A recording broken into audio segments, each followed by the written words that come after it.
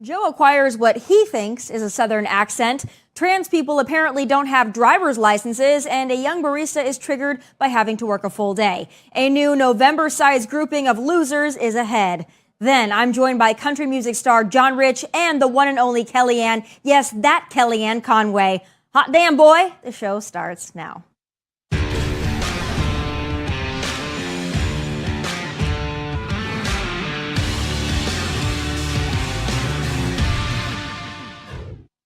So it's a new month, but sadly Joe Biden is still in office and still a loser. He makes this list every week, and you're about to see why. Earlier this week, he and his noticeably slipped cog ventured to Florida to reassure folks he is A-OK. He even acquired what he seems to think is a Southern accent. Just roll it. A senator from Florida going after Medicare and Social Security? I tell you what, I don't know where, as they say in Southern, don't know where y'all been. Hot damn, boy. I tell you, look. So I've lived in the South on and off for nearly 5 years now. My husband was born and raised in Florida. We and everyone in this room currently live in Nashville, Tennessee, and we have never, and I mean never, heard the phrase hot damn boy used. Not ever, not even once. But if you thought Joe's geographical familiarity and locational prowess was a little off there, well, wait till you hear what else he had to say. And they talk about inflation. You know, we're dealing with it for a whole second. Inflation is a worldwide problem right now because of a war in Iraq and the impact on oil and what Russia's doing. The war in Ukraine. And thinking of Iraq because that's where my son died. Because he died. So not only did he mix up Iraq and Ukraine, he also apparently does not know or remember that his son actually died of brain cancer, not in Iraq or even in the Middle East, but in Bethesda, Maryland. I just have no words, and apparently neither does Joe, our president, our commander-in-chief, leader of the free world. On to my next losers, the losers of NBC who have reached peak woke, claiming the reason we can't enforce voter ID laws is because they disproportionately impact trans people. Take a look. Gen Z gears up to hit the polls. Transgender voters are concerned they might be blocked from casting their ballots. Yeah, that's because a growing number of states are enforcing stricter voter identification laws that disproportionately impact the community. NBC Out reporter Joe Yerkeba joins us now with more on this. Joe, good morning to you. So first of all, how can voter ID laws create obstacles for transgender people? And where do we see some of the strictest voter ID laws? Sure, yeah. So voter ID laws disproportionately impact trans people because trans people are more likely to have IDs without the name that they go by and the gender marker that reflects how they present. Okay, at the risk of sounding a bit insensitive here, I'm going to go ahead and say, cry me a freaking river. The integrity of our elections, especially given the current Democrat-led hellscape we're forced to endure, is a little more important than the feelings of the small percentage of trans voters who don't like that their IDs don't match how they identify or how they feel that day. Who freaking who? Either update your ID or get over yourself, because we in the South and Midwest, states that actually give a damn about election integrity, aren't going to drop the strongest safeguard we have to prevent voter fraud because it hurts your feelings, period. And speaking of baby soft feelings, triggers, and BS microaggressions, meet my final loser of the week, a Gen Z barista who is apparently overwhelmed by a normal workday. I am literally about to quit. I don't know if I'm going to do it, but I really want to. I almost walked out today, and I'm crying in the back room right now, and I almost cried on the floor. It's just... I'm like a full-time student. I get scheduled for 25 hours a week, and then on weekends they schedule me the entire day, open to close. I'm on the schedule for 8.5 hours, both Saturday and Sunday. I'm 3.5 hours into my shift. There's so many customers, and we have 4 people on the floor all day. Only 5 people were put on the schedule, and somebody had to call out. And there are 4 people running the whole store, and there's so many customers, and there's possibly scheduled 5 people. Okay, so let me first of all say to this barista, if you're overwhelmed because your peers don't come to work or don't work at all, welcome to the club. And also what socialism looks like. We're all sick of quiet quitters in this country who don't feel the need to show up or work hard when they do, and this barista has a right to be pissed about that. But I'd also like to point out that an 8-hour workday is pretty standard It might not be fun and you may be understaffed, which I empathize with you about, but being asked to work what is, or at least what used to be, a standard hour amount is not some kind of tyrannical medieval torture. Sadly, young people have been taught that it is. So I fear we're raising a whole generation of losers, and that is the scariest part. But still ahead, she advised former President Trump, and now she's giving her predictions and best pump-up advice heading into next week. Kellyanne Conway joins me next.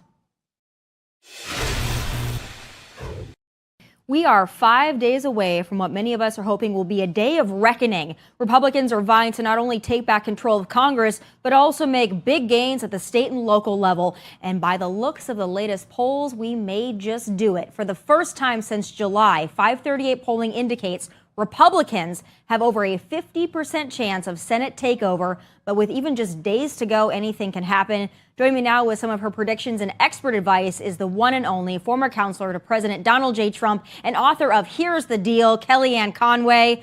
Kellyanne, I feel so fortunate to have you this close to midterms. Thank you so much for being on the show. It's wonderful to be with you. Thanks for having me. So I planned on just talking about midterms today, but then, that speech last night just delivered so much wonderful content our way. Although, Kellyanne, it's not new content because he delivered almost the exact same speech 2 months ago. But what do you think was the strategy behind a speech like that?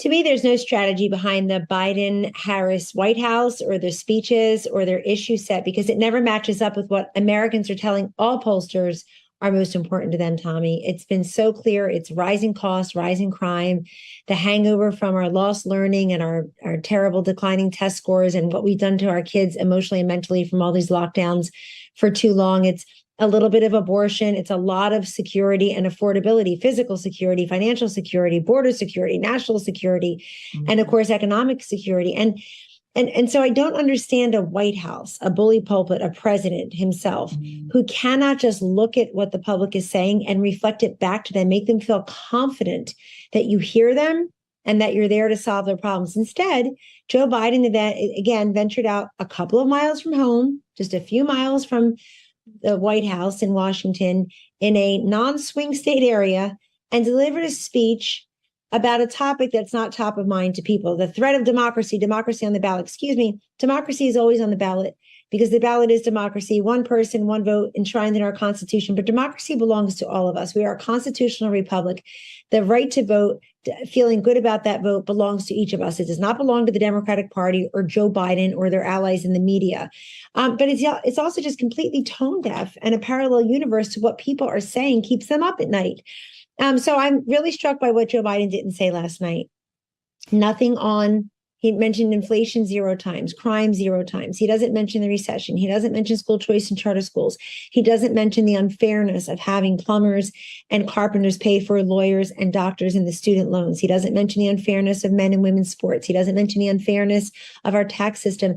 He just says things that I wouldn't even say animate the base anymore, because that's not what you're trying to do 5 days before an election. But look, Joe Biden went to the one district where he was welcome, Union Station, the train station, everybody, Amtrak in Washington, D.C., not a swing state, not a place where Joe Biden feels as unpopular and as welcome and as unwelcome as he does elsewhere. But at the same time, if they're going to keep doing this, then let them keep saying it, because it benefits the Republicans and the growing majority, and the fact that we're going to have a great monster night next Tuesday, because people know there's one party working for them: women, Hispanics, working Americans. They are all gravitating toward the Republican Party, away from the Democratic Party, which frankly most days looks like a party of rich white liberals telling everybody else who they are to think and how to vote. Well, and I was also perplexed that he tried to draw that line between the still very mysterious Pelosi break-in and January 6th. I mean, to start out and talk about that, obviously what happened in the Pelosi household was horrific. We can all say that. And as Republicans, we condemn political violence at every turn. We wish the Democrats would do that maybe even one time. But trying to draw that line and say, they said, "Where's Nancy?" And that's exactly what they said when they stormed the Capitol. I mean, they're still trying to make it about January 6th. Are they ever going to let this go? It's not working, but they keep dredging up that tired narrative and that tired storyline, hoping to make fetch happen, and it's just not happening. They're not going to let go of it because they can't let go of Trump. Everything is Trump, Trump, Trump. I mean, their Trump derangement syndrome is real, and there is no vaccination or booster for it. It turns out it afflicts people in all types of ways, and they simply can't get past it. January 6th was a terrible day in our nation's history. I've been very upfront about that. But I think of January 6th and Paul Pelosi's attacker and the man who shot Steve Scalise and all acts of crime the same way. We have an opportunity and notice to be heard. We are built on the rule of law. If you want to arrest someone, indict someone, prosecute someone, punish someone, let's do it. Have at it. Let the system work. But this ridiculousness of thinking that people all across this country, Tomi, wake up and say, today's January 6, 2021. It's almost January 6, 2023. Yeah. And people are saying, you know what? I can't pay the rent. I can't make the car payment. The fastest growing group of new homeless in our country are single moms who have a job. That is a disgrace. We need to get back to economic policies and energy policies that work for those who are working mostly. So I don't even know who he's talking to. If he wants to talk like this, he could just go on like an MSNBC primetime show. He doesn't even have to go to Amtrak. He doesn't have to, speak and fight with the teleprompter yet again, where the teleprompter always wins. So between him and his vice president, they're really off the mark and out of sync with Americans.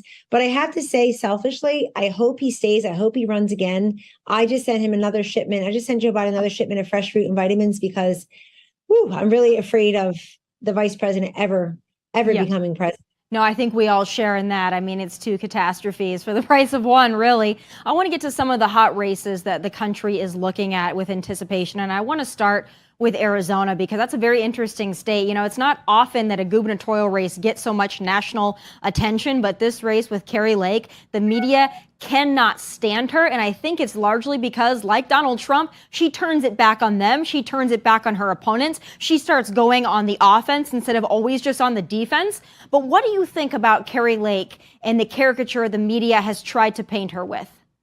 Well, Kari Lake has earned her right to that nomination for governor of Arizona, and she's earning the win right now against Katie Hobbs, who's hiding, who the one interview she did was such an unmitigated disaster. It was hard to watch, but fun to watch again. She was asked by the interviewer, what is your message for Hispanics in the state? And she's talking about how her sister-in-law is Hispanic. She's talking about, she might as well just been Jill Biden with the breakfast tacos. It was so insulting. It was so inadequate. And that's really I think that's the Democratic Party in a nutshell right now. They think it's enough to not be Donald Trump, to not be Republican, to say, we're for women, we're for Hispanics, we're for union households, well, you know what? They're not for you. And so if they don't think you're for them, they're not for you. I think Kari Lake has done a masterful job at certainly using the media to her advantage of showing that she's unafraid, fearless and peerless when it comes to answering questions and then telling them what question they should be asking, what matters to Arizona. But she's done it with substance. I don't want people to look at her and just say, oh, it's all style. She was a commentator. She was an anchor on the news in Arizona for years. And so she's good at that. As you know, you cannot be a great messenger unless you have a great message to communicate. And she's done exactly that. Kari Lake has delivered the substance. She's come with solutions to the problems that are vexing and perplexing the people of Arizona. And I think she, like Donald Trump, gives a great example of how best to handle the media. The other reason the media don't like either Kari Lake or Donald Trump is because they're sort of in the media. Right. He had The Apprentice for all those years, #1 show when he started, and of course has been a fixture in media for decades. And then, of course, Kari Lake was that they don't like when one of their own beats them at their own game. And she's done it so well, and we're all rooting for her. At least I certainly am. I want to go to a place that Biden will not go, and for good reason, Georgia. He sends Obama to Georgia, but, they're steering clear of Georgia. So I want to get your take on that, and then also what you think is going to shake out. This has also been a media race. There's been a lot of talk about Herschel Walker. There's been a lot of attempts to defame him at every turn. I don't know if it's working. It doesn't seem to be working. But what do we think is going to happen in that really, really important race in Georgia? Well, you just said something about Georgia doesn't get enough coverage, frankly. So thank you for doing it. Where is Joe Biden in Georgia? He went to Georgia to give a very incendiary and lie-laden speech about Jim Crow 2, about voter suppression. He lied about the new Georgia law. Many of those companies, as you know, pulled out of Georgia. Major League Baseball moved the World Series last year. Oh, clutching our pearls. And it turned out none of that was true. Nobody had actually read the law. And more importantly, we have record turnout right now in Georgia, record early vote turnout in Georgia. And of course, Stacey Abrams himself, having lost the governorship there in 2018, became more powerful. She went and registered 1 million new people, but she's gone to Hollywood, to Silicon Valley, to cover of Vogue magazine for, I think, the voters of Georgia. So Kemp should be fine there. On the Herschel Walker, Raphael Warnock Senate race, they have tried to castigate and denigrate and really diminish and ruin Herschel Walker. And voters, Tomi, they have this way of snapping back. You know, at first it gets their attention and they feel, I have to focus on this. Let me suss out the facts and not just the screed. But when they hear it again and again and again, and all of a sudden they conclude, excuse me, Raphael Warnock, excuse me, media allies and Democrats of Raphael Warnock, you are attacking your opponent instead of attacking inflation, attacking rising crime, attacking lost learning. You're so focused on your opponent, you're not telling me what you're going to do for me. And I think they've created a little bit of sympathy for Herschel Walker among people who otherwise may have been inclined the other way. The other thing is Herschel Walker is probably the most improved candidate of this cycle. He's gotten really good and comfortable on the stump. And he's another one, unafraid to answer the questions, to meet with the voters. There's no substitute in your job, my job, or that job for doing the work. You have to be prepared. You have to show up. You have to do the work. I think Herschel can pull that out. And that'll be a big, big step in the right direction to showing that Georgia is not this new blue state that Hillary tried to make it in 2016. And of course, with those 2 lost Senate races and the specials in early 2021, Raphael Warnock, like John Fetterman, like Mandela Barnes, ladies and gentlemen, they are extreme left-wing candidates. A pro-abortion preacher in Georgia, and he's just trying to skate by and make that race about Herschel Walker. That race needs to be about Raphael Warnock, his past statements, and his current voting record. Oh, I agree. And I think people are honestly sick of dragging the personal lives into it. I don't think people care anymore with the rise of reality television and social media. I mean, everybody's life is on display. Everybody's got skeletons in the closet. I don't think people care. But I also want to turn to just a quick point on early voting. Early voting is great because it expands the opportunity for people to vote. But I've always been a little wary of so much early voting because I'm afraid that too much happens after people have already cast their ballot. I mean, I think Pennsylvania is a perfect example. I mean, every time John Fetterman speaks, it seems like it gets a little bit worse. And so I wish that voters would maybe wait a little closer to the election to cast their ballot. Do you think that that's going to be problematic at all as we get closer, that people have already early voted and maybe they're going to regret that early vote decision that they made without knowing all the facts and all the personality? It does have its challenges, Tomi, and it's really interesting that women traditionally are late in the game deciders. And if you listen to them in focus groups, if you read their responses to open-ended questions and polling, many of them do say, hey, I just want to see what's going on till the very end. In other words, did I read all of your plans? Did I get that last direct mail piece? Is there some October, in this case, November surprise that affects me personally, I want to know about? But they do wait to go through all the debates and the candidate pitches, closing arguments. All those who are saying, I'm concerned about the future of democracy, excuse me, well, then you should be concerned about people casting a ballot 2 months before Election Day. Before, in the case of a Tudor Dixon running for governor of Michigan against Gretchen Whitmer, she just started her first ad. She didn't have the money to do that. Right. And now the polls are tightening a little bit. And I think not surprisingly, because she's out there saying, this is what I stand for. And I'm exposing Gretchen Whitmer, who's not been a great governor of Michigan. So I agree with you. I also just question why we have election season, election trimester. If it's that important to you, graduation day, wedding day, then it should be election day with a couple of exceptions, but not the COVID compelled once in a century exceptions that we saw 2 years ago. If that truly was because of a once in a century pandemic, many of those measures should not be codified, institutionalized, and made permanent. You could talk to me in 98 years about how to handle it the next time. But until then, let's get back to showing people that your vote is so important. We want you to take the time and show up and cast the ballot on Election Day. Unless, of course, you need an absentee ballot for a different reason. That's always protected. Right. But just doing it because it's convenient before you know enough about the two or the many candidates, I agree with you. Yeah, no, and it would be nice if people voted on Election Day in person with a voter ID. That would be just magical, but we Amazing. know that's how it used to be, but now that's racist and oppressive. I want to turn to what's going to happen. I do think, and I want to knock on wood, because we never want to, count our chickens before they hatch. If we do win big on Tuesday, we take things back.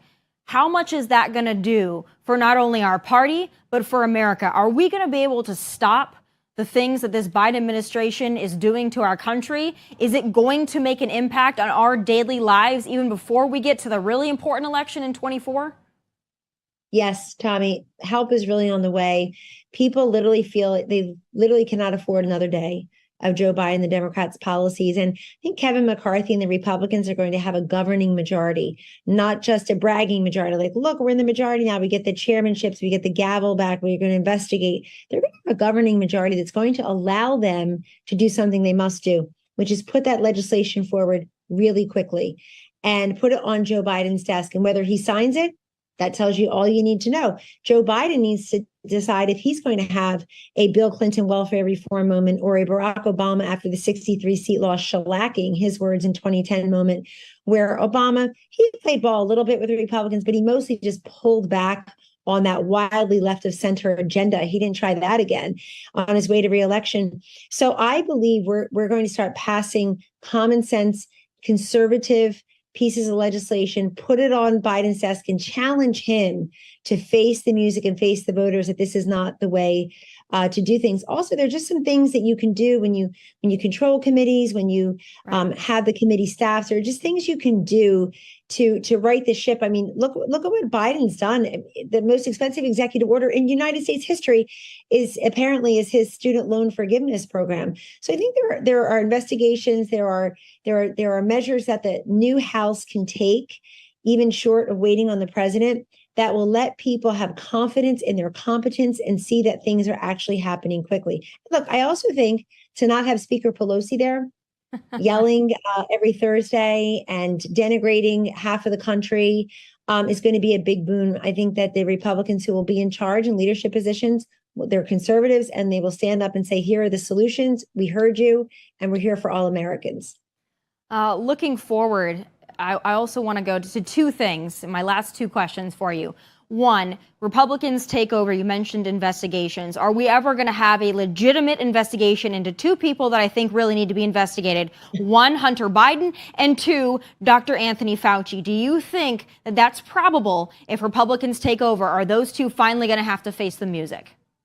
Hunter Biden, I'll say yes. And I think the country will be behind that, not 100%, but a lot of the country wants that. You know why, Tommy? This is not, oh, you're picking on the president's son. No, this is people saying, I know you were using Air Force Two to fly around with your father, who then was the vice president or had been, and then would be a future president, promising what the big guy could do to these folks.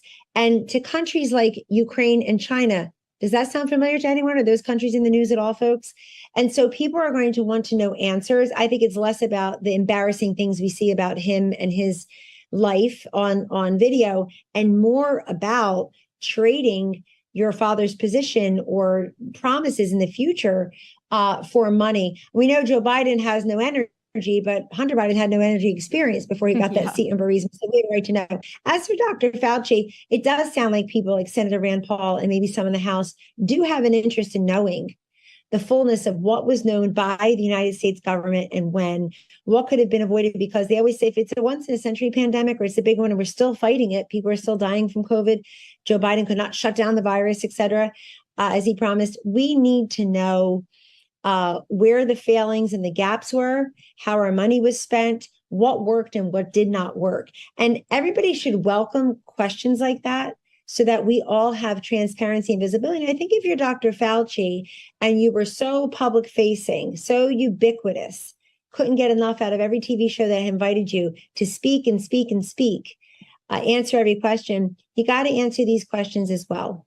Yeah, he ruined a lot of people's lives, quite frankly, moments that they'll never be able to get back because of his guidance and because of the pandemic that he oversaw. So I would like to see some accountability for both of those individuals and many, many more. All right, I promise this is the last question, and I know you probably can't even give me a real answer on it, but I want to know any kind of inkling you can give us about 24, if your former boss is considering possibly throwing his name in that race, because everybody I talk to, Trump is still front of mind and they are eager for it.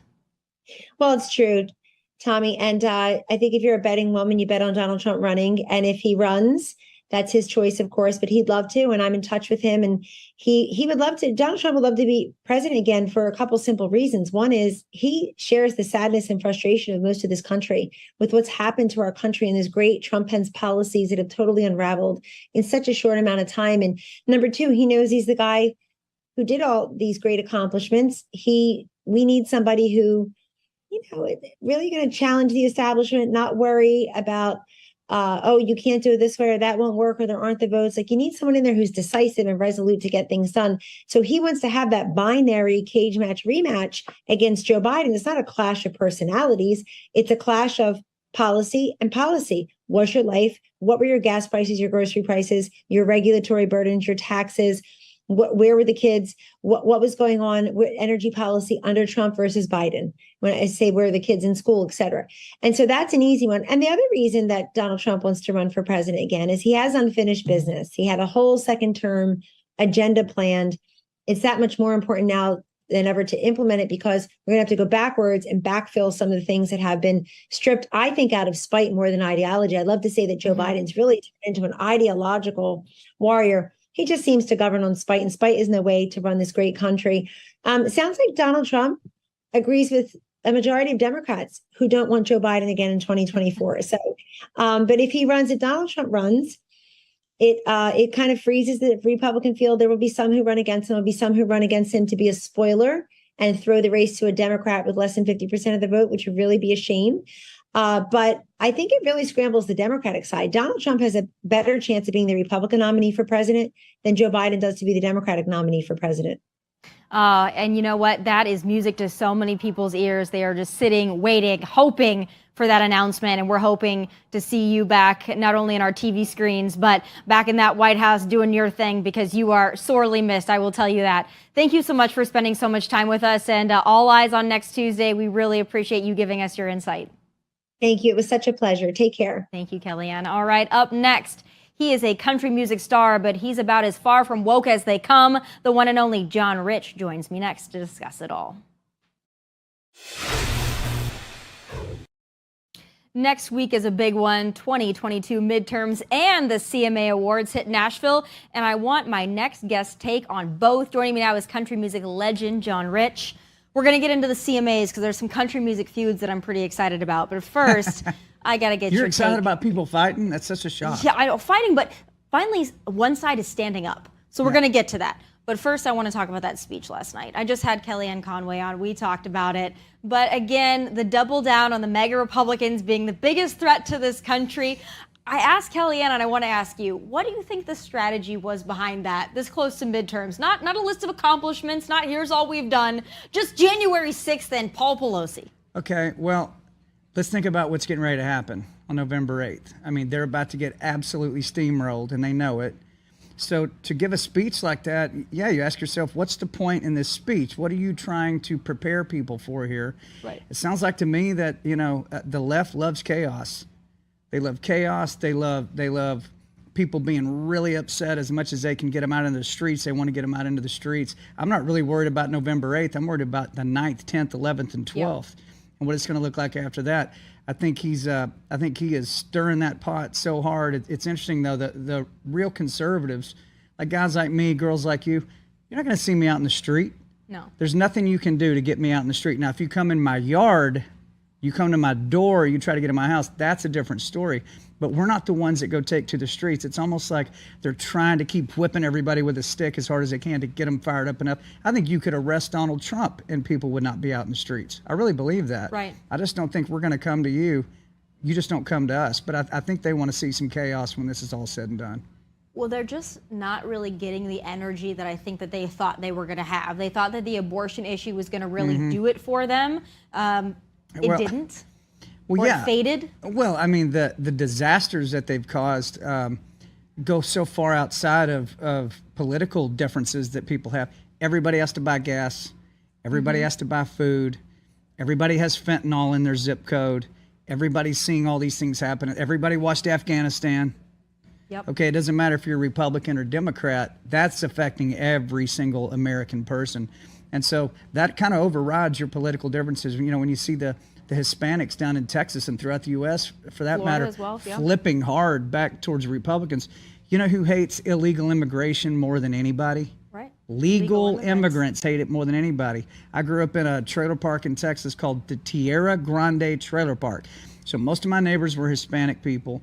They worked really hard. They stood in line a long time. They became citizens. They started businesses. And when they see people jump in the line and just running in, it infuriates them. And on top of that, for their businesses, all these people are coming in, diluting their workforces, making so many people want to do the same job and the same kind of business or whatever they're into. It's bad for business on top of that. So I like seeing the turn that's happening. It's unfortunate it took this much pain to get this result, but we're here. We're just hoping that we can make some real changes before 2024 so people can see what a true America First Republican machine can do for the country. We saw it with Donald Trump. I'm just hoping that if Republicans do take back control, it's not what we saw in 2017 and 2018, where we've got a lot of soft Republicans who didn't do much. I think that they really need to take the opportunity and run with it, because now is not the time to be a rhino. Correct, but we still got a bunch of rhinos sitting in there. Yeah. I mean, Mitch McConnell makes my skin crawl. Lindsey Graham makes my skin crawl. I don't like Kevin McCarthy. I don't either. Okay? Yeah. There's a bunch of some of the biggest guys in the party. I just go, thumbs down on you, buddy. I mean, no way. And I think most people feel like that. Most conservatives and Republicans are going, absolutely not. So we got to hope that enough real McCoys get in there that they can make these guys go in the right direction. I'm hoping. Some good governors coming up. Some Michigan great has an governors. Opportunity. Obviously, Arizona has an opportunity. Boy, they really don't like Carrie Lake. I talked to Kellyanne Conway about that, but they really hate her. And I look at her and I'm like, this is exactly what we need. So I did a rally with Carrie Lake about 2 weeks ago out in Arizona, middle of nowhere. Literally, when I tell you the middle of nowhere, the nearest hotel was 45 minutes from where we were playing. I know that because I was staying in that hotel. Yeah. It's 45 minutes in the middle of nowhere in like a rodeo arena. There's cars parked on either side of this 2-lane road about a mile long in the ditches, parked down, and people dragging their chairs. There was like 6,000 people at this rally that showed up out of nowhere. They hate her because she won't back up. And they can ask her that what they think is a tough question, but the truth is an incredible answer. When you answer with the truth, they don't know what to do about that. And listen, I think she's presidential material at some point. Oh, I do too. And I like the way she turns it back on them. I think the abortion issue is such a great one, because instead of saying that, the Democrats are always coming after anybody that's pro-life or anybody that's Republican and saying, you want to ban all abortions. And she turns it back and she said, when do you think the cutoff is? Make them answer that question. Oh, they is don't wanna it do up that. until birth? Because they need to be answering that, because the people need to know their extreme views on abortion. She's one of the only Republicans that I know of that has been able to effectively do that and get them on their heels for a change. Well, she supports this novel little concept called the 10th Amendment, Right. where states have their own rights, set apart from the federal government. And so when you have a governor strong enough to buck the federal government with the 10th Amendment, go, nope, we're going to secure our border. And if you don't like it, there's nothing really you can do about it. I have the 10th Amendment, or whatever else she decides she wants to push. I wish Tennessee had a governor that was I do stronger. too. I'm not a big fan of our governor in Tennessee. I've been eyeball to eyeball with him on several subjects, and they did not get handled, and they should have been handled. So, listen, we got to hope we get enough real McCoys in there to steer this thing back onto the road. I hope you're right. And it's about us finding them as well and leading ourselves into 2024. I want to go to another interesting thing I'm very interested on your take on, because I know that you're all over the Truth Social. I mean, the #1 song, you've had incredible success there, but now Twitter with Elon Musk in charge. What do you think? Do you think we're going to get some transparency on Twitter, some exposing of the algorithms? Is it going to be a free speech platform? It's probably not going to be like Truth Social. It's not going to be like a Rumble, but is it going to get closer? Probably get closer, but I think the jury's out on Elon. I mean, pick a day, you're going to get a different thing coming from Elon Musk. Did you see his Halloween outfit? Yeah. What was that about? Yeah. Yeah, if y'all haven't seen that, go look up his Halloween outfit, and you'll go, why does he have that on his chest? I mean, I wouldn't wear that on a bet. I'd rather show up with nothing on than with that on. So I think the jury's out on if Elon is the savior for the freedom of speech or not. When you get up into those kind of ranks, Tommy, do you really know what you're looking at ever? The only filter I can put or circuit breaker with somebody, are they a real McCoy or not, is how much pain are they willing to endure and continue speaking the truth. If they're willing to continue banging through it, then I go, that's probably a real McCoy. I mean, you saw they threw Greg Phillips and Engelbrecht in jail. They're sitting in federal prison right now for not divulging their source on the guy that they actually arrested in California.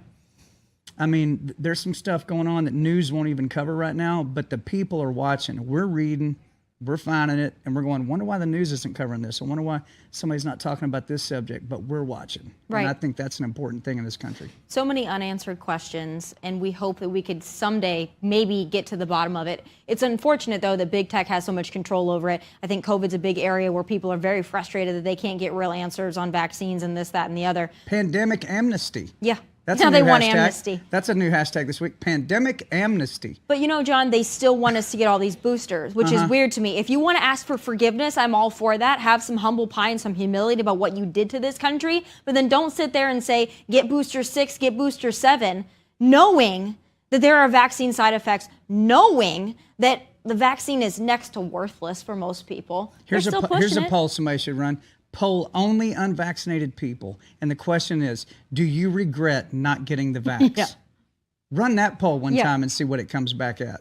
Yeah. The answer is nobody regrets not getting it. Nobody that I know. I didn't get it. You know, I had to turn down concerts. I had to shut concerts off where the buildings retroactively said your fans have to show their paperwork at the door to get in. I said, that wasn't in the original contract. Well, it's just a situation now. I go, then I'm not playing the show. And so there was like 4 or 5 concerts, big ones, that I said, ain't walking in the door. You know, we have to get to a point in this country where a dollar bill doesn't make you roll over. We have to get to that point. You'd sure hope so. But I think now, even with New York rolling back their vaccine mandates, they're hiring back the workers, giving them the back pay, and that's great. But I want to know, and that's great for those people, I want to know, where is the back pay? Where is any kind of consolation for those that got the vaccine, that didn't want to get it? I think that's yet to come. I think that is yet to come. There are answers to all these questions. We're just not allowed to have them right now. But that's another thing I hope when these Republicans roll it on the 8th. I hope that they get in there, Jim Jordan and some of these guys. Rand Paul. Listen, Rand Paul's stock with me has gone through the roof. I never really knew what I thought about Rand Paul. I'm like, I guess I kind of like Rand Paul. I don't know. It's kind of an odd kind of a guy, the way he talks. But then when I saw him going after Fauci over and over and over and would not let up and was asking him these questions that were you saw Fauci's hand shaking. That's how you know he was hitting him on the nerve. I went, Rand Paul went way up. So we need people like that to stay on this course and get the answers for all the rest of the American people. I've got family members that I've got one in particular that got the jab and then got the booster. She's now dealing with all kinds of health issues that came out of nowhere. Right. We all have stories like that. We do, and they don't want you to share those stories, and they tell you that you're a liar and you're dangerous if you do share them, which is a big problem I have with big tech and the whole collusion there. But I want to turn now to country music because it's getting a little bit more interesting. Couple things on country music. One, they really want to make it woke. They really do. They really do. They want the average country fan to believe that we are woke, even though we know for damn sure that we are not. Okay? But I want to talk first about Luke Bryan bringing Ron DeSantis on stage. And of course, when you see the video, it sounded like everybody was booing that.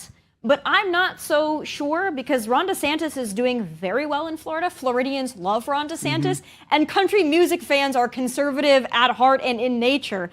I think it was maybe the American Idol fans that were mad about it because Luke is supposed to be Mr. Hollywood now. But what did you think when you saw some of that backlash? Well, the video I saw where DeSantis walked out, they started screaming and hollering and clapping and cheering and go, yay, our governor just walked out. You know, the guy that handled a major hurricane probably better than anybody in the history of America, of any governor that ever handled one. And they were hoping he would fail, by the way, to the detriment of people. Well, that's how you know how well he did, is that there was no negative press on the hurricane. Yeah. Because he just had it all, he laid it all out and he executed that perfectly as you can. I think it's interesting, Luke Bryan, I've known Luke since before he had a record deal. I mean, I remember seeing him in writers' rooms at little publishing companies trying to get a writer's deal. And, you know, brick by brick, this man has built this gigantic career. He's one of the biggest hearted guys you're ever going to meet. You know, he adopted kids from his brother, and he's raising kids that aren't even his kids, because he's a really good guy, and he goes down there to help. Now, the interesting thing would be, let's say DeSantis wasn't the governor, but it was Gillum was the governor. He would have still gone down and done the show. He would have walked out with the Democrat governor, And he would have said, hey, we're here to raise some money and have some fun tonight, just like he did. And nobody would have said boo about it. But Luke's getting a taste of what it's about right now, because he did nothing wrong. He didn't make a political statement. He didn't do anything that would ruffle a feather, but he's still getting all this venom. And that's just, that's a testament to how nasty they are on the other side of this deal. I just wish that we would have more of the Aldeans out there that are willing to say, I don't like to be political, but I'm going to go ahead and tell you, I love you if you're a Democrat, but I'm a conservative. I wish we had more of that. But the Aldeans, I mean, they've been in like this right now. He's like, come on. Yeah, I mean, he's having fun with it. He is, and I think it's liberating. I think that family is feeling what it feels like, and you know it, and I know it, to liberate yourself and say, this is where I stand, and I don't care if you don't like it. And guess what? My fans aren't going anywhere. But when you saw that whole debacle with the Maren Morris, and now she's trying to sell shirts off of it, calling Brittany Aldean Insurrection Barbie, what a feminist, by the way. What did you think of that whole thing?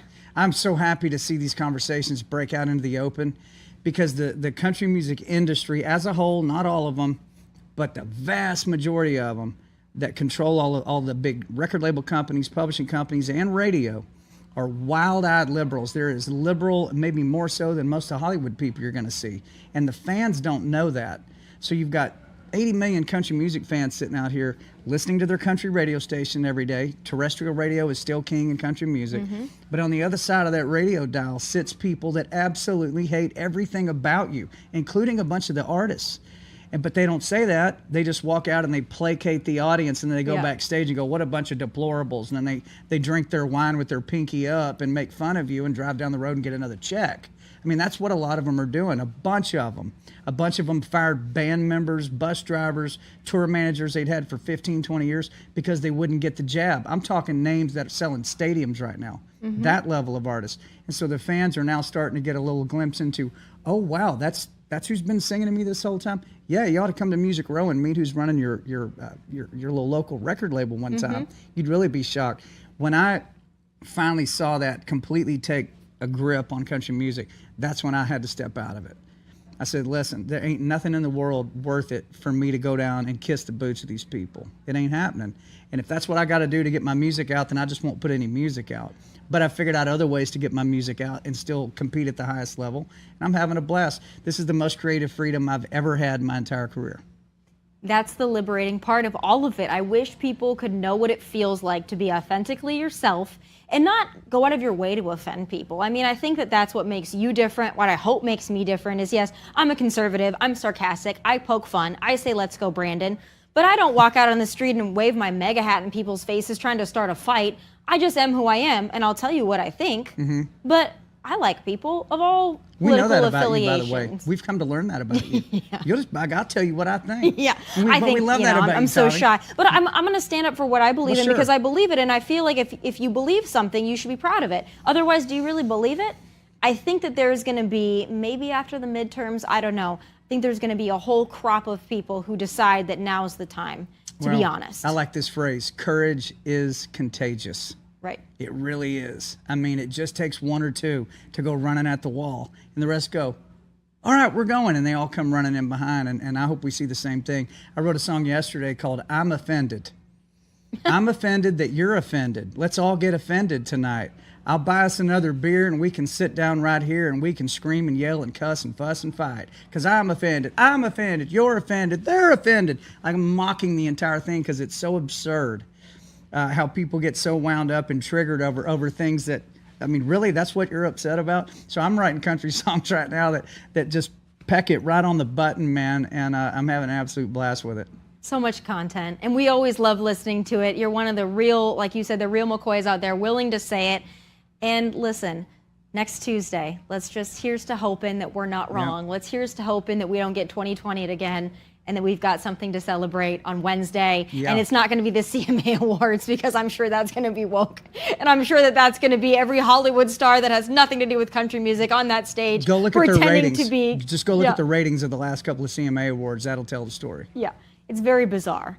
And they want us to think that that's what's selling concert tickets, but it's actually not. If you look at some of the people they're trying to push out there as the new face of country music, they can't sell tickets. They can't sell tickets. And that if you can't sell tickets, you're never going to be. You want to be Loretta Lynn? Go sell tickets. Yeah. You know, They can't do it. No, you want to be Charlie Pride? Go sell tickets. Be anything. Be anybody who's had success. You want to have a long career, you better be able to put butts in seats. Yeah. That's well, right. and at the CMA Awards as well. But it's always interesting. I think it gets a little bit more woke each and every year. Is Marin going to come now? Because I heard Marin say she might not come because she didn't feel comfortable if having the to face Alveens the were music. there. She doesn't want to have to be around the people that she called a whole treasure trove of awful names, Nazi and insurrectionist, and go sell your hair and this, that, and the other. You know, to be quite honest with you, I think that Marin Morris could do very well to get some of Brittany Aldee's clip-in extensions. I think that would help her. I think so too. I think she could have maybe used a few beauty tutorials. I'm just going to throw that out there. John, thank you so much for always being with us. We can't wait for your next song. Thank and you. we know you always give them hell. So thank you, Tommy. We'll see what happens next Tuesday, and then we'll see what happens on Wednesday. Fingers We'll have crossed. some fun. All right, up next, Joe Brandon and his party have done nothing but destroy our nation since they've been in charge, but they want you, the voter, to believe that once again, it's our former president and his supporters on the ballot. My final thoughts are next. Less than a week till midterms, and our president isn't giving a speech on all the Democrat accomplishments because there aren't any. Instead, Mr. Dementia is rambling through yet another speech on Trump and January 6th. What a crock of utter crap. It's time for final thoughts.